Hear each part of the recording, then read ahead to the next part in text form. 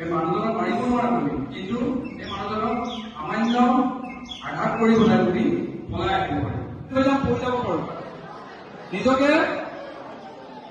বেলেঞ্চটো বচাই ৰাখিব কাৰণে কি কৰিবা, সোঁ ভৰিখন অলপ আগত দিয়া, ডিফেণ্ডাৰ সোঁ ভৰিখন অলপ আগত দিয়া, বেছি নহয়, অলপ ৰাইট লেগ ভাঙি দিম মানুহ, ঠিক আছে। এতিয়া কি কৰিম, সোঁ হাতেদি তেওঁ এটেকাৰৰ ৰিষ্টত ধৰিম, ৰিষ্টত মুভ কৰা। এতিয়া মোৰ বাওঁ হাতখন এটেকাৰৰ এলবৰ ওপৰত কথা। এতিয়া আমাৰ ৰাইট হেণ্ডে কাম হ'ব, কাৰণ আমাৰ এটেকটো লেফ্ট হেণ্ডৰ পৰা হৈছে, লেফ্ট চাইডৰ পৰা। আমাৰ ডিফেণ্ডটো কি হ'ব, আমাৰ ৰাইট হেণ্ডেদি কৰিব লাগিব। এতিয়া হৈ যাব, তেতিয়াহে বাগৰি পৰিব।